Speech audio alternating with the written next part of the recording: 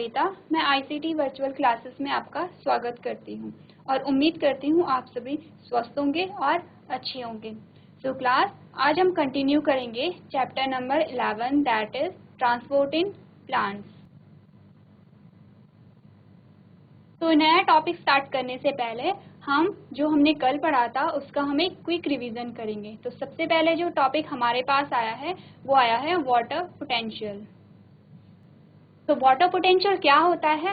Water molecules के बीच में जो मूवमेंट होता है due to the presence of kinetic energy, यानी काइनेटिक एनर्जी के द्वारा जो वाटर मॉलिक्यूल्स के बीच में जो मूवमेंट होता है उसे हम वाटर पोटेंशियल कहते हैं। और वाटर पोटेंशियल को हम किससे डिनोट करते हैं? साई से, यानी वाटर पोटेंशियल को साई से डिनोट करते हैं। और जो वाटर पोटेंशियल का जो मात्रक यानी जो यूनिट होती है वो पास्कल होती है, कम करता है। और सॉल्यूट पोटेंशियल को हम कैसे इंडिकेट करते हैं? ये साई और ये है एस। तो ये हमने जाना कि जो सॉल्यूट पोटेंशियल होता है वो वाटर पोटेंशियल में नेगेटिव वैल्यू पुट करेगा। नेक्स्ट जो हमारे पास आता है वो आता है प्रेशर पोटेंशियल। जब हमने प्योर वाटर की बात की थी और उसमें हमने वाटर पोटेंशियल और सॉल्यूट पोटेंशियल की बात की थी, तो हमने देखा था कि वहाँ पे कोई भी एक्सटर्नल प्रेशर नहीं था क्योंकि वो एटमॉस्फेरिक प्रेशर पे था और एटमॉस्फेरिक प्रेशर को हमने 0 माना था। लेकिन यदि हमने जब देखा कि जब हमने उसमें एक एक्स्ट्रा प्रेशर पुट किया तो वहाँ पे क्या हुआ? वहाँ पे इसने पॉजिटिव वैल्यू पुट की, यानी सॉल्यूट पोटेंशियल क्या होगा? सॉल्यूट पोटेंशियल होगा नेगेटिव और प्रेशर पोटेंशियल क्या होगा? प्रेशर पोटेंशियल होगा पॉजिटिव। यानी जब एक्सटर्नल प्रेशर को प्योर वाटर में पुट किया गया तो उसने क्या किया? वाटर पोटेंशियल की वैल्यू को इंक्रीज किया, यानी कि बढ़ा दिया। नेक्स्ट जो हमारे पास टॉपिक आता है तो ऑस्मोसिस क्या होता है? ऑस्मोसिस को हम कहते हैं परासरण, यानी ऑस्मोसिस विसरण की वह प्रक्रिया है जिसमें दो विभिन्न सांद्रता वाले सॉल्यूशन को हमने देखा था। यानी कि ऑस्मोसिस में हमारे पास 2 सॉल्यूशन होते हैं। ये सेम ऐसा है जैसे कि हमने 2 ग्लास पानी के लिए एक ग्लास में जो अमाउंट था वो था 5 ग्राम और एक में जो अमाउंट था वो था 4 ग्राम, यानी कि इनमें जो कंसंट्रेशन है वो डिफरेंट है।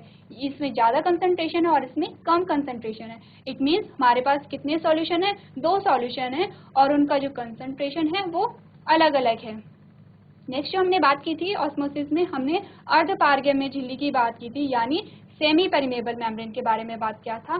तो सेमी परमेबल मेम्ब्रेन में हमने देखा था कि वहाँ पे सेमी परमेबल मेम्ब्रेन में सिर्फ सॉल्वेंट ही ट्रैवल करता है, यानी विलायक ही ट्रैवल करता है। तो इट मीन्स अगर कोई सॉल्यूशन है, जैसे कि हमने लिया एक पानी का सॉल्यूशन लिया, एक पानी है और एक है पानी प्लस शुगर का सॉल्यूशन, अगर हमने इस दोनों के बीच में सेमी परमेबल मेम्ब्रेन को रख दिया तो यहाँ पे जो ट्रैवल होगा वो सिर्फ पानी ट्रैवल करेगा यहाँ से वहाँ, यानी इस सॉल्यूशन से उस सॉल्यूशन में, लेकिन जो सॉल्यूट था, जो शुगर था, वो ट्रैवल नहीं करेगा। तो यहाँ पे हमने देखा कि जब हमने 2 अलग अलग सॉल्यूशन को लिया और उनमें जो कंसंट्रेशन था वो अलग अलग कंसंट्रेशन को लिया, तो जो ऑस्मोसिस हो रही थी, यानी जो परासरण हो रहा था, जो विसरण की जो मूवमेंट थी वो कहाँ थी? वो थी कम सांद्रता से अधिक सांद्रता में। और यहाँ पे अगर कोई चीज कम सांद्रता से अधिक सांद्रता की ओर विचलित हो रही है, इट मीन्स यहाँ पे प्रेशर भी काम कर रहा था। तो यहाँ पे जो ऑस्मोसिस के बारे में हमने पढ़ा कि यहाँ पे क्या होते हैं? 2 अलग अलग क्या होते हैं? सॉल्यूशन होते हैं जिनका कंसंट्रेशन अलग अलग होता है। नेक्स्ट जो हमने पढ़ा था टाइप्स ऑफ मेम्ब्रेन। जब हमने ऑस्मोसिस की बात की थी तो हमने अर्धपारगम्य झिल्ली के बारे में बात किया था, यानी ये एक जो मेम्ब्रेन है उसका एक टाइप है। तो हमारे पास 3 अलग अलग टाइप की मेम्ब्रेन आई थी। हमने कितनी मेम्ब्रेन के बारे में बात की थी? 3 मेम्ब्रेन के बारे में बात किया था। जो पहली जो मेम्ब्रेन थी वो थी इम्परमेबल, यानी उस मेम्ब्रेन से कुछ भी आर पार नहीं होता है, ना ही सॉल्यूट ना ही सॉल्वेंट। यानी कि ये सेम एक ऐसा है जैसे कि आपने एक दरवाजा, जैसे कि एक रूम है और रूम में दरवाजा लगा है, तो जब तक दरवाजे को नहीं खोलेंगे तब तक कोई भी उसके अंदर एंटर नहीं कर सकता है, यानी कि वहाँ पे कोई भी अंदर या बाहर नहीं जा सकता है। जैसे कि किसी कमरे में अगर दरवाजा बनाए ही ना हो तो ना तो कोई उसके अंदर जा सकता है ना ही उससे बाहर आ सकता है। तो जो पहली हमने मेम्ब्रेन पढ़ी थी वो यही थी कि उससे क्या है, उसके आर पार जो भी था वो आवागमन नहीं हो पा रहा था।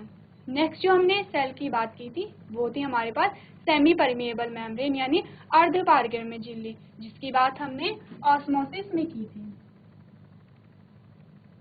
ऑस्मोसिस में हमने देखा कि अर्ध पारगम्य झिल्ली से वही चीजें ट्रैवल करती हैं जो विलायक होती हैं, यानी कि जो सॉल्वेंट होता है। अब यदि जब हमने बात की थी कि ऑस्मोसिस में दो अलग अलग कंसंट्रेशन वाले सॉल्यूशन हमने लिए थे, तो वहाँ पे सिर्फ पानी ही ट्रैवल कर रहा था, यानी कि वहाँ पे सिर्फ सॉल्वेंट ही ट्रैवल कर रहा था। तो यानी कि जो सेमी परमिएबल मेम्ब्रेन होती है वहाँ से सिर्फ सॉल्वेंट ही ट्रैवल करेगा। तो नेक्स्ट जो हमारे पास हमने बात कर ली है दो मेम्ब्रेन के बारे में। नेक्स्ट जो हमारे पास मेम्ब्रेन आती है लास्ट वन, वो होती है सेलेक्टिव परमिएबल मेम्ब्रेन, यानी कि हमने बात की किसकी, हमने बात की इम्परमिएबल मेम्ब्रेन की, हमने बात की सेमी परमिएबल मेम्ब्रेन की, और हमने बात की सेलेक्टिव परमिएबल मेम्ब्रेन की।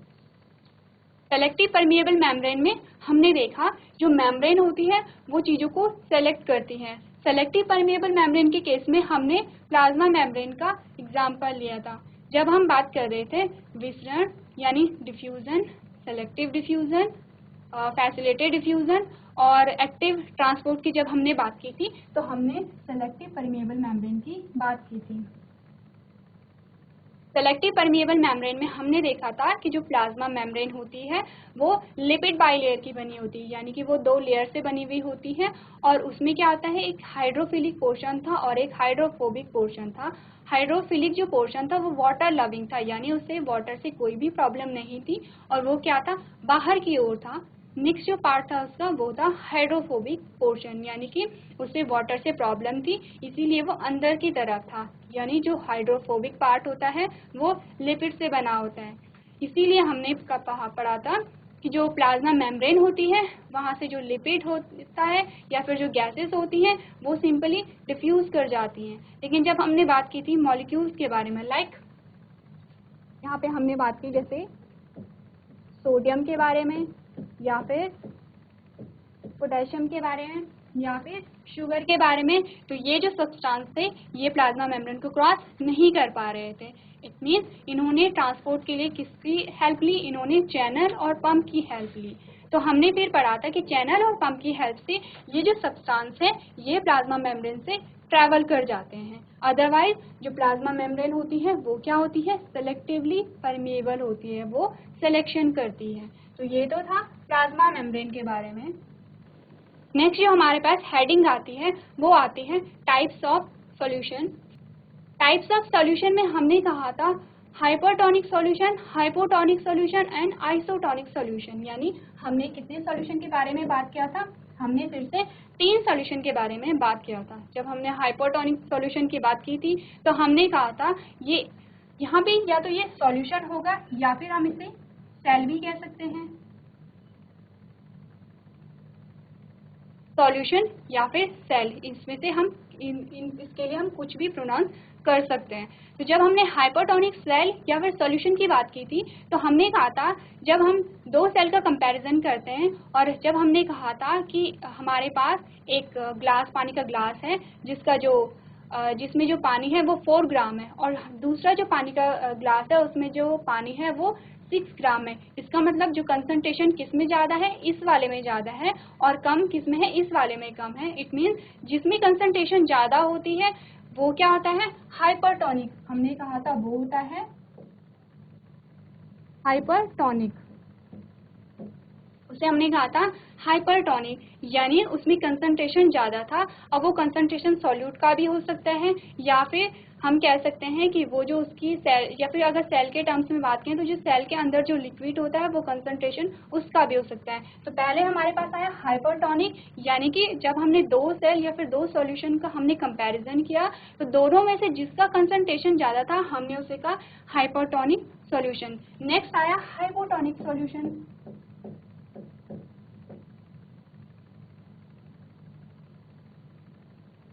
हाइपोटोनिक सॉल्यूशन या हाइपरटोनिक या फिर हाइपोटोनिक सेल, यानी कि यहाँ पे हमने बात की कि जब हमने दो सेल का या फिर दो सॉल्यूशन का हमने कंपैरिजन किया तो हमने कहा कि एक सेल के जो कंसंट्रेशन है वो ज़्यादा है, जिसे हमने कहा हाइपोटोनिक सॉल्यूशन, और एक सेल का जो सॉल्यूशन है वो कम है, जिसे हमने कहा हाइपोटोनिक सॉल्यूशन।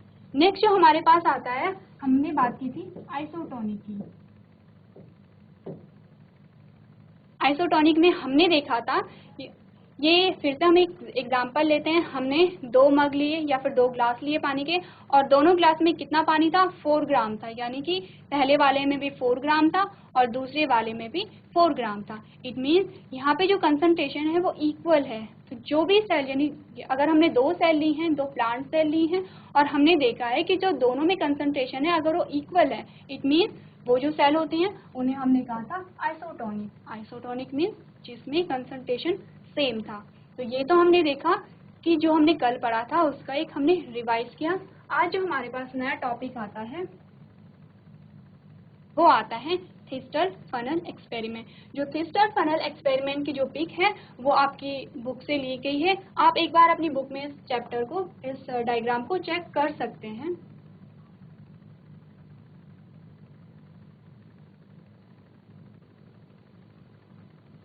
चलिए अब थिस्टर फनल एक्सपेरिमेंट के बारे में जानते हैं। सबसे पहले हम बात करेंगे जो हमारे पास डायग्राम ए है। आप देखेंगे कि यहाँ पे हमारे पास सॉल्यूशन कितने हैं, 2 हैं। एक तो हमने देखा कि एक बीकर है और एक हमने देखा ये फनल है। एक हमने देखा ये क्या है, फनल है। अब आपको ये कुछ, आपको इससे कुछ याद आ रहा होगा, यानी कि 2 सॉल्यूशन है हमारे पास, 2 डिफरेंट सॉल्यूशन है। अब देखते हैं, अगर आप बीकर की बात करें तो आपको बीकर में सिर्फ पानी नजर आएगा। इट मीन्स यहाँ पे आपको पानी के अलावा और कुछ नजर नहीं आ रहा होगा। तो हम कह सकते हैं ये जो बीकर में जो वाटर है ये क्या है, प्योर है, यानी कि ये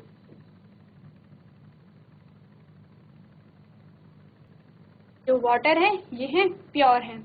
नेक्स्ट अगर हम फनल की बात करें, पहले हम ये जो 2 सॉल्यूशन है इनको हम लेबलिंग कर देते हैं। माना है कि ये क्या है, ये है ए है,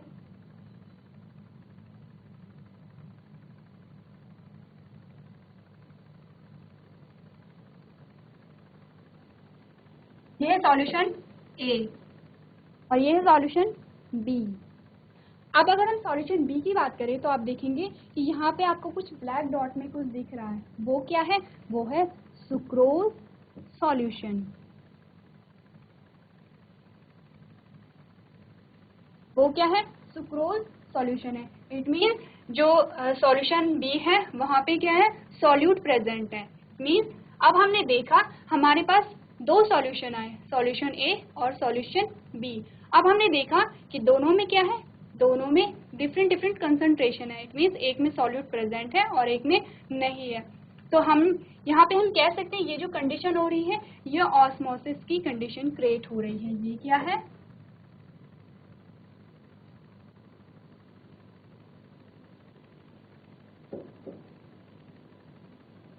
ऑस्मोसिस में हमने क्या कहा था, हमने कहा था हम 2 डिफरेंट कंसंट्रेशन वाले सॉल्यूशन को लेते हैं। यहाँ पे हमें 2 डिफरेंट कंसंट्रेशन वाले सॉल्यूशन मिल गए हैं। हमने कहा था कि हम वहाँ पे एक सेमी परमेबल मेम्ब्रेन होती है। ये जो मेम्ब्रेन है ये क्या है, एक सेमी परमेबल मेम्ब्रेन है। इट मीन्स यहाँ से क्या आर पार होगा, यहाँ पे सिर्फ वाटर आर पार होगा, क्योंकि वाटर क्या है, वाटर है सॉल्वेंट।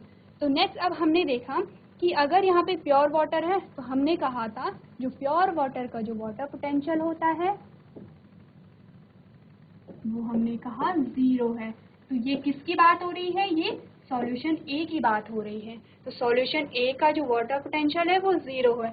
अगर हम सॉल्यूशन बी की बात करें तो यहाँ पे हमने देखा इसका जो वाटर पोटेंशियल कितना होगा, यहाँ पे हमने देखा यहाँ पे क्या है, सॉल्यूट प्रेजेंट है। और हमने अभी कुछ देर पहले कहा था कि जो सॉल्यूट होता है वो क्या करता है, वाटर पोटेंशियल की वैल्यू को नेगेटिव करता है, यानी डिक्रीज करता है। तो हमने माना कि यहाँ पे जो वाटर पोटेंशियल है वो क्या है, -5 है, -5 है। यानी जो ए में वाटर पोटेंशियल था वो 0 था, जो बी में वाटर पोटेंशियल है वो -5 है, due to the presence of sucrose solution, sucrose solution की प्रेजेंस की वजह से।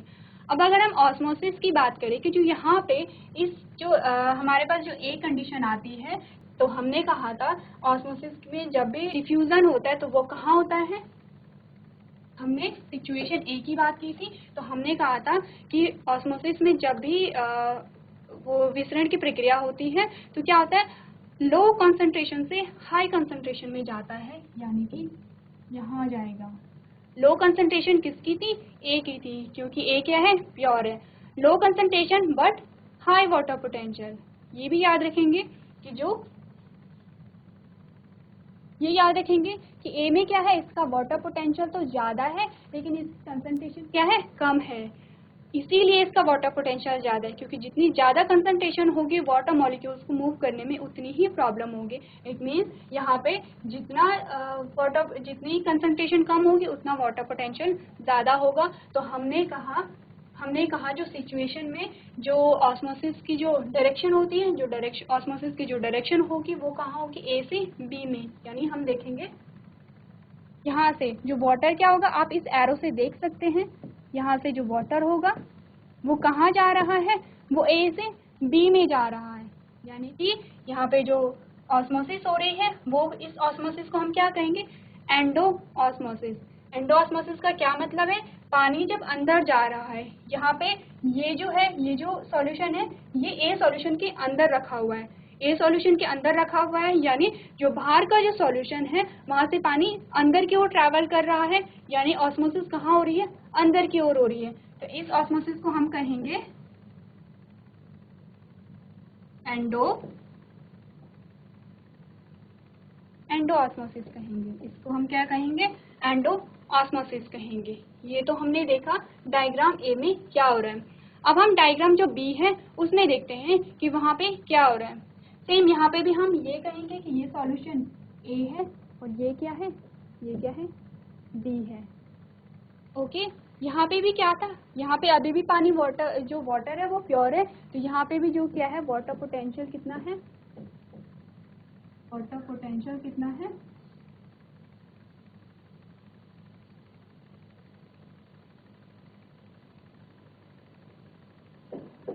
जीरो है। यहाँ पे अभी भी सॉल्यूट दिखाई दे रहा है, तो हमने कहा यहाँ पे कितना है वाटर पोटेंशियल, -5 है। अब यहाँ पे हम देखेंगे कि यहाँ पे प्रेशर पुट किया जा रहा है, पॉजिटिव प्रेशर है क्योंकि पुश है, यानी कि इस और इस डायग्राम में क्या डिफरेंस था, यहाँ पे जो प्रेशर था वो क्या था, 0 था, इसीलिए तो यहाँ पे जो क्या था, प्रेशर पोटेंशियल था वो 0 था। अब अगर हमने यहाँ का वाटर पोटेंशियल निकाला तो यहाँ पे जो वाटर पोटेंशियल हमने ऐसे ही निकाला कि प्रेशर दोनों में ही 0 है, यानी ए के लिए भी 0, बी के लिए भी 0 है और ए के लिए भी 0 है, और जो ए का जो वाटर पोटेंशियल है इसलिए 0 निकला, और जो बी का जो वाटर पोटेंशियल निकला वो -5 निकला। अब हमने कहा कि यहाँ पे क्या हुआ कि ये जो प्रेशर लग रहा है ये बी सॉल्यूशन में लग रहा है, तो हमने माना कि ये जो प्रेशर लग रहा है तो इसका जो प्रेशर पोटेंशियल है वो क्या है, 5 है, यानी कि +5 है क्योंकि पॉजिटिव है। अब हम कहेंगे कि ये जो वाटर की डायरेक्शन होगी यानी ऑस्मोसिस की डायरेक्शन क्या होगी, प्लस। हमारे पास 2 क्वेश्चन आते हैं, एक तो आती है डायरेक्शन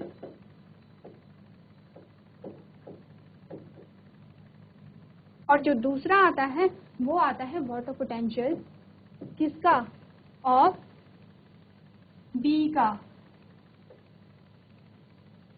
यानी कि हमारे पास 2 क्वेश्चन आएंगे, पहला तो आएगा कि जो ऑस्मोसिस की डायरेक्शन है वो कहाँ होगी, और जो सेकंड आएगा कि जो बी का जो वाटर पोटेंशियल है वो कितना होगा, क्योंकि ए का तो जो वाटर पोटेंशियल है अभी भी 0 होगा क्योंकि यहाँ पे क्या है, सॉल्यूट एब्सेंट है। तो हम सबसे पहले देखते हैं कि जो डायरेक्शन ऑफ ऑस्मोसिस कहाँ होगी, तो यहाँ पे जो डायरेक्शन होगी वो बी से ए में होगी। क्यों, क्योंकि यहाँ पे एक प्रेशर पुट किया गया था, तो हमने कहा जो ऑस्मोसिस की डायरेक्शन है वो बी से ए में होगी। अब अगर हम वाटर पोटेंशियल को निकाले बी का, तो हमने कहा था, ये हम बात कर रहे हैं किसके लिए,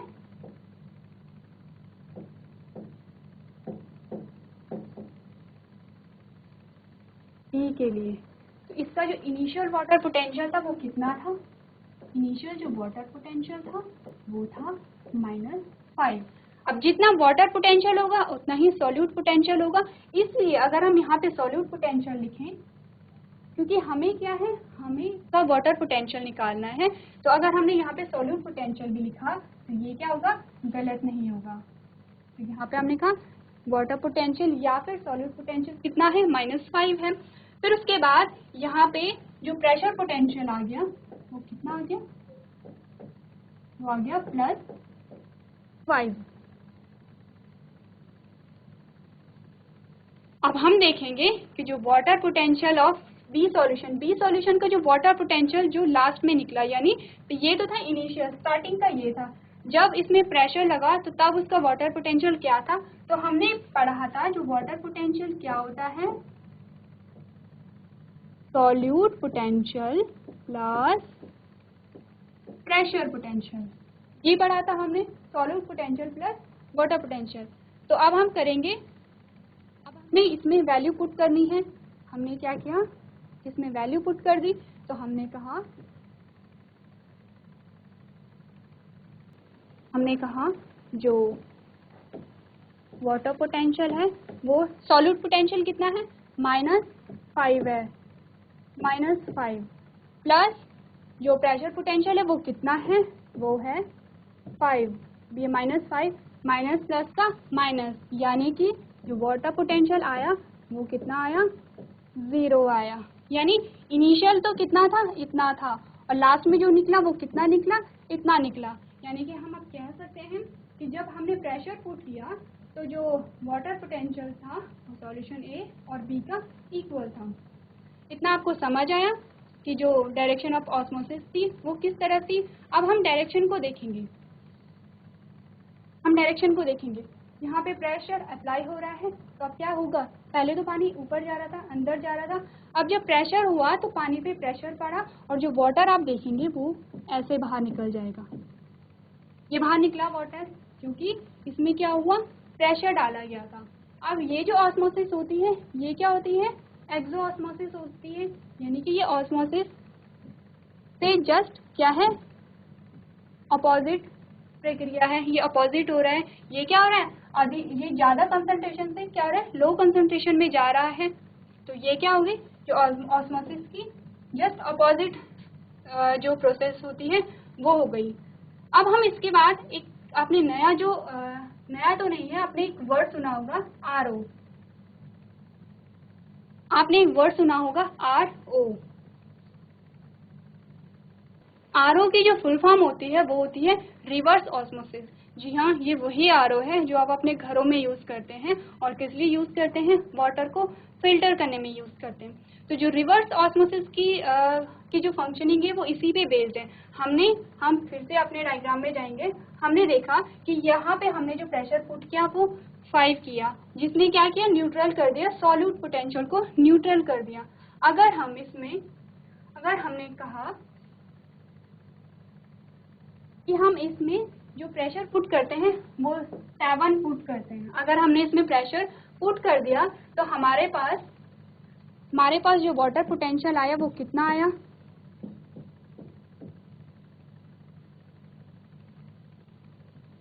हमारे पास आया 2। यानी कि यहाँ पे जो वाटर पोटेंशियल की जो वैल्यू है वो पॉजिटिव में आ रही है। पॉजिटिव का मतलब क्या होगा, कि जब रिवर्स ऑस्मोसिस होती है, यानी कि जब हमने प्रेशर पुट किया और उतना ही प्रेशर पुट किया जितना कि सॉल्यूट का जो प्रेशर था, यानी सॉल्यूट ने जितना प्रेशर डाला था उतना ही हमने पुट किया, तो ये जो पानी बाहर आया ये उतना ही पानी बाहर आया जितना कि यहाँ पे अंदर गया था। यानी कि क्या हो रहा है, पहले जो सॉल्यूशन ए से बी में पानी गया और जितना अमाउंट गया उतना ही अमाउंट यहाँ पे बाहर आ गया। क्यों, क्योंकि हमने जो प्रेशर किया था वो किसके इक्वल था, वो सॉल्यूट पोटेंशियल की इक्वल था। अब हमने क्या किया कि जो सॉल्यूट पोटेंशियल है तो उससे ज़्यादा, जो सॉल्यूट से ज़्यादा हमने यहाँ पे प्रेशर डाल दिया, तो यहाँ पे क्या होगा, यहाँ पे जो वाटर पोटेंशियल की जो वैल्यू है पॉजिटिव आएगी। और पॉजिटिव का मतलब क्या होता है, यहाँ से एक्स्ट्रा पानी बाहर आने लगेगा, एक्स्ट्रा पानी, और यहाँ पे सिर्फ पानी बाहर आएगा, सॉल्यूट बाहर नहीं आएगा। कुछ ऐसा ही होता है आरओ में क्या होता है कि जैसे यहाँ पे एक एक्स्ट्रा फोर्स जनरेट किया जाता है और जो वाटर में बहुत सारे सब्सटेंस होते हैं, कुछ हार्मफुल होते हैं, कुछ यूजफुल होते हैं और कुछ ऐसे सब्सटेंस होते हैं जो हमें नहीं चाहिए अपने पानी में। हमें पानी से उन्हें निकालना है और पानी को प्यूरिफाई करना है। तो पानी में क्या होता है कि यहाँ पे जो वाटर है यहाँ पे एक्स्ट्रा प्रेशर पुश किया और यहाँ से वाटर तो निकल गया, बट जो वाटर में घुले हुए सब्सटेंस होते हैं वो कहाँ रह गए, वो इसी सॉल्यूशन में रह गए, यानी बी वाले में रह गए। तो ऐसे जो आरओ की जो फंक्शनिंग होती है वो ऐसे ही होती है। नेक्स्ट जो हमारे पास टॉपिक आता है वो आता है प्लाज्मोलाइसिस। तो सबसे पहले हम प्लाज्मोलाइसिस की जो डेफिनेशन होती है उसे देखते हैं। तो प्लाज्मोलाइसिस क्या है? Plasmolysis is the withdrawal of water from a plant cell by osmosis is placed in a strong hypotonic solution resulting in contraction of cytoplasm away from the cell. यानी कि इस जो ये जो डेफिनेशन है इसे हम अब डायग्राम से समझेंगे। हमने कहा था यहाँ पे ये कह रहा है कि ये जो प्लांट सेल है, सबसे पहले प्लांट सेल है, प्लांट सेल में ऑस्मोसिस हो रहा है। कब हो रहा है? जब हमने इसे हाइपोटोनिक सॉल्यूशन में रखा। सबसे पहले हम इस वाले डायग्राम को देखते हैं। हमने माना ये एक प्लांट सेल है, ये जो आपको दिख रही है प्लांट सेल है। अब प्लांट सेल का जो ये वाला पोर्शन होता है हम इसे कहते हैं, क्या कहते हैं? सेल वॉल कहते हैं। हमने इसे कहा सेल वॉल। ये वाला जो पोर्शन होता है जो आपको ग्रीनिश दिख रहा है, ये होता है आपका प्लाज्मा मेम्ब्रेन। Plasma membrane. अब हमने कहा हमने सेल को हाइपोटोनिक सॉल्यूशन में रख दिया। हाइपोटोनिक सॉल्यूशन का क्या मतलब है? वो जो सॉल्यूशन है उसका जो कंसंट्रेशन होगा वो प्लांट सेल से ज़्यादा होगा। यानी कि ये जो सॉल्यूशन है, ये जो आपको रेड में दिख रहा है, ये हाइपोटोनिक सॉल्यूशन है। फॉर एग्जांपल हम देखते हैं कि यदि हमने प्लांट सेल को शुगर के सॉल्यूशन में या फिर सुक्रोज के सॉल्यूशन में डाल दिया और सुक्रोज का जो कंसंट्रेशन था वो प्लांट सेल से ज़्यादा था, तो यहाँ पे ऑस्मोसिस की प्रोसेस होगी। यहाँ पे क्या होगी? ऑस्मोसिस की प्रोसेस होगी। ऑस्मोसिस की प्रोसेस में क्या हो रहा था? जो वाटर था वो क्या हो रहा था? कम कंसंट्रेशन से ज़्यादा कंसंट्रेशन में जा रहा था। यानी कि यहाँ पे क्या होगा? प्लांट सेल में साइटोप्लाज्म होगा। साइटोप्लाज्म क्या होता है? जो हमारी सेल वॉल के अंदर जो लिक्विड वाला पोर्शन होता है वहाँ पे कहते हैं, इसे हम कहते हैं साइटोप्लाज्म। तो जैसे ही इस सेल को हाइपोटोनिक सॉल्यूशन में रखा गया, यहाँ से पानी बाहर आ गया। जैसे कि आप यहाँ पे देखेंगे ये जो पानी है ये क्या आ गया? बाहर की ओर आ गया। अब जब पानी बाहर की ओर आ गया तो ये जो सेल वॉल है और ये जो प्लाज्मा मेम्ब्रेन है इसके बीच का स्पेस बढ़ने लग गया। आप यहाँ पे देखिए ये जो व्हाइट वाला पोर्शन आपको दिख रहा है, यहाँ से क्या होंगे? प्लाज्मा मेम्ब्रेन अलग हो गई है। ये क्या है? ये जो सेल वॉल से प्लाज्मा मेम्ब्रेन अलग हो गई है और यहाँ पे बीच में क्या है? स्पेस हो गया है। सेल क्या हो गई है? कॉन्ट्रैक्ट हो गई है, यानी सिकुड़ गई है। यही हम डेफिनेशन में देख रहे हैं कि क्या होता है कि प्लाज्मोलाइसिस विड्रॉल ऑफ वाटर है फ्रॉम अ प्लांट सेल। यानी प्लांट सेल से क्या हो रहा है? पानी विड्रॉल हो रहा है, यानी पानी बाहर निकल रहा है जब इसे हाइपोटोनिक सॉल्यूशन में रखा गया। और क्या होता है उसके बाद? उसकी कंट्रैक्शन हो जाती है। यानी कि अगर हमने किसी सेल को हाइपोटोनिक सॉल्यूशन में रखा तो इसकी क्या होगी? कंट्रैक्शन होगा।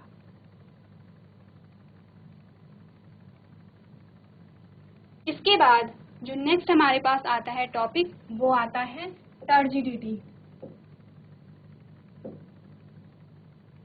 तो टर्जिडिटी क्या है? टर्जिडिटी सेम जो प्लाज्मोलिसिस है, प्लाज्मोलिसिस के जस्ट अपोजिट होती है। तो टर्जिडिटी को देखने के लिए हम ये वाला डायग्राम देखते हैं। तो टर्जिडिटी में क्या किया हमने? एक प्लांट सेल लिया और प्लांट सेल को हाइपोटोनिक सॉल्यूशन में डाल दिया। अच्छा, इससे पहले हम देखेंगे कि यहाँ पे हमने दो सॉल्यूशन लिए थे। यदि ये हाइपोटोनिक है तो ये क्या होगा? हाइपोटोनिक होगा। यानी कि इसमें क्या है? कंसंट्रेशन कम है इसके कंपैरिजन में, तो जिसमें ज़्यादा है वो हाइपोटोनिक होगा, जिसमें कम है वो क्या होगा? हाइपोटोनिक होगा। अब हमने क्या किया कि प्लांट सेल को हाइपोटोनिक सॉल्यूशन में रख दिया। इट मीन्स इसका जो कंसंट्रेशन था वो क्या था? ज़्यादा था, और इसका जो कंसंट्रेशन था वो क्या था? कम था। अब हमने ऑस्मोसिस में पढ़ा था कि क्या होता है? कम कंसंट्रेशन से ज़्यादा कंसंट्रेशन में जो डिफ्यूज़न हो रहा है उसे हम ऑस्मोसिस कहते हैं। ऑस्मोसिस और डिफ्यूज़न क्या होता है? ऑस्मोसिस और डिफ्यूज़न में हमने डिफरेंस क्या देखा था? ऑस्मोसिस क्या होता है? कम कंसंट्रेशन से ज़्यादा कंसंट्रेशन में जो विसरण हो रहा है। विसरण में क्या था? हाई कंसंट्रेशन से लो कंसंट्रेशन में हो रहा है, यानी कि ज़्यादा से कम में जा रहा है, और यहाँ पे क्या है? कम से ज़्यादा में जा रहा है। तो यहाँ पे क्या होगा? ये जो हाइपोटोनिक मीडियम है और यहाँ पे सेल क्या है? हाइपरटोनिक है। अब क्या होगा? कम से ज़्यादा में जाएगा, यानी कि जो पानी होगा वो अंदर को आएगा। अब पानी अंदर को आएगा तो क्या हो गया? सेल फूल जाएगी, ऐसा ही कुछ होता है। जैसे कि हम बलून के अगर हम हवा भरते हैं तो बलून क्या होता है, फूल जाता है, वैसे ही सेल फूल जाएगी। अब आप सोच रहे होंगे कि यहाँ पे ये जो व्हाइट वाला जो पोर्शन है, जो हमने कहा था कि यहाँ पे जो खाली जगह हो जाती है, यहाँ पे भी हमको व्हाइट वाला पोर्शन देखने को मिल रहा है। तो यहाँ पे जो सेल फूली है, तो ये जो व्हाइट वाला पोर्शन है ये क्यों नहीं फिल हुआ? क्या आपके माइंड में ये क्वेश्चन आया? यदि आया तो ये अच्छी बात है, क्योंकि ये क्या है, ये तो क्या है, वैक्यूल है। इसे हम क्या कहते हैं, वैक्यूल कहते हैं। और हमने पढ़ा था प्लांट सेल में क्या होते हैं, वैक्यूल प्रेजेंट होते हैं। वैक्यूल में बहुत सारे लिक्विड इकट्ठा होते हैं। ये हम तब पढ़ेंगे जब हमने सेल चैप्टर के बारे में पढ़ेंगे। इट मीन्स वैक्यूल क्या होता है, प्लांट सेल में प्रेजेंट होता है। तो हमने क्या देखा टर्जिडिटी में हमने क्या देखा कि जो सेल होती है वो स्ट्रेच्ड हो जाती है, यानी फूल जाती है। ओके, और क्या होता है, सेल में क्या होता है, एक प्रेशर जनरेट होता है। प्रेशर जनरेट कैसे होगा, ये सेल है, अंदर पानी गया, पानी जब गया तो सेल फूलती कैसे है, जब पानी ने इसकी जो वॉल होती है यहाँ पे एक प्रेशर जनरेट किया। जैसे कि अगर हम गुब्बारे के अंदर हवा भरते हैं तो वो हवा क्या करती है, वो गुब्बारे के वॉल में प्रेशर क्रिएट करती है और उसकी जो बाहर की जो लेयर होती है वो ऐसे स्ट्रेच होने लगती है। जैसे स्ट्रेच होगी तभी उसके अंदर और हवा भरी जाएगी। तो यहाँ पे यही होता है कि यहाँ पे जो सेल होती है, सेल वॉल होती है, वो स्ट्रेच होगी। स्ट्रेच क्यों होगी, क्योंकि वाटर क्या है, प्रेशर क्रिएट करेगा, जिसे हमने कहा था टर्गर प्रेशर। टर्गर प्रेशर क्या है, वाटर के थ्रू जो प्रेशर जो अप्लाई किया जाता है सेल वॉल पे। तो प्लाज्मोलाइसिस में क्या हो रहा था, सेल कॉन्ट्रैक्ट हो रही थी, सिकुड़ रही थी, और टर्जिडिटी में हमने क्या देखा कि जो सेल है वो फूल रही है। आप दोनों का कंपैरिजन कर सकते हैं। ये जो सेल है ये क्या है, ये क्या है, यहाँ से कॉन्ट्रैक्ट है, और ये जो सेल क्या है एकदम फूली हुई है। तो ये था प्लाज्मोलाइसिस और टर्जिडिटी के बारे में। नेक्स्ट हमारे पास आता है फ्लैसिड। फ्लैसिड में क्या है, फ्लैसिड क्या है, जैसे कि हमने आइसोटोनिक की बात की थी। आइसोटोनिक कंडीशन में हमने क्या कहा था, हमारे पास दो सॉल्यूशन है या फिर दो सेल हैं, और जो दोनों ही सेल का जो कंसंट्रेशन है वो इक्वल है, यानी कि जो फ्लैसिड है, फ्लैसिड में हम इस वाले डायग्राम को देखेंगे। हमने कहा ये जो रेड वाला सॉल्यूशन है या फिर ये रेड वाली सेल है इसमें, और ये जो प्लांट सेल है इसमें, दोनों में सेम कंसंट्रेशन है। फॉर एग्जांपल हमने कहा इसका जो लिक्विड वाला पोर्शन है 4 ग्राम है, और इसका भी जो लिक्विड वाला पोर्शन है वो 4 ग्राम है। तो ऐसी कंडीशन में क्या होगा, ऐसी कंडीशन में ऑस्मोसिस नहीं होगी, यानी अगर पानी अंदर गया तो उतना ही पानी बाहर भी आ जाएगा, और जो सेल होगी वो एज इट इज बनी रहेगी। यानी कि यहाँ पे देखो ये एरो बता रहा है, पानी अंदर अगर गया तो पानी बाहर भी आ गया। यानी कि फ्लैसिड में क्या होता है कि वहाँ पे कोई भी टर्गर प्रेशर नहीं होगा। यानी कि यहाँ पे अगर पानी अंदर गया तो उसने क्या किया, टर्गर प्रेशर को अप्लाई नहीं किया, क्योंकि उतना ही पानी जैसे ही अंदर आया वैसे ही बाहर चला गया। तो यहाँ पे कोई टर्गर प्रेशर नहीं होगा, यहाँ पे टर्गर प्रेशर होगा, इसीलिए क्या होगी, सेल फूल जाएगी, और यहाँ पे क्या होगा, यहाँ पे जो सेल का कॉन्ट्रैक्शन हो जाएगा। तो अगर हम इस सेल की बात करें तो यहाँ क्या हो रही है, यहाँ पे एक्सो ऑस्मोसिस हो रही है। एक्सो ऑस्मोसिस मतलब यहाँ पे जो लिक्विड आ रहा है वो बाहर आ रहा है। ये जो है ये एंडो ऑस्मोसिस है, क्योंकि जो वाटर है वो क्या रहा है, अंदर आ रहा है। नेक्स्ट जो ये जो डायग्राम है, ये जो डायग्राम अभी हमने पढ़ा है, यानी हमने पढ़ा प्लाज्मोलाइसिस, साइटोलाइसिस, या फिर जो हमने पढ़ा फ्लैसिड, इसे हम फ्लैसिड भी कहते हैं। तो इस डायग्राम को इन जो टॉपिक को आप इस डायग्राम के माध्यम से समझ सकते हैं। आपने देखा जो प्लाज्मोलाइसिस होती है वहाँ पे जो सेल होती है वो कॉन्ट्रैक्ट हो जाती है, और उसका जो साइज है वो ऐसा हो जाता है। और अगर हम सेल को हाइपोटोनिक सॉल्यूशन में रखते हैं तो सेल जो होती है वो क्या हो जाती है, टर्जिट हो जाती है। टर्जिट यानी वो पूरी फैल जाती है। तो ये जो सेल का साइज है इंक्रीज हो गया, और यहाँ पे क्या अप्लाई हुआ है, टर्गर प्रेशर। यहाँ पे क्या अप्लाई हुआ है, टर्गर प्रेशर। और जो लास्ट वाली जो सेल होती है वो हमने आइसोटोनिक सॉल्यूशन में रखी थी, और उसका जो साइज है वो एज इट इज बना हुआ है, यानी कि इसमें कोई भी चेंजेस नहीं आया है। तो आज आपने पढ़ा थीस्टर फनल एक्सपेरिमेंट के बारे में, और आपने देखा जो ऑस्मोसिस होती है वो कितने प्रकार की होती है। उसके अलावा हमने देखा कि जो प्लाज्मोलाइसिस होती है वो क्या होती है, टर्जिडिटी क्या होती है, और फ्लैसिड क्या होती है। आई होप आपको जो मैंने पढ़ाया है वो टॉपिक क्लियर हुआ होगा। इससे आगे हम नेक्स्ट क्लास में कंटिन्यू करेंगे। अभी तक क्लास में बने रहने के लिए धन्यवाद।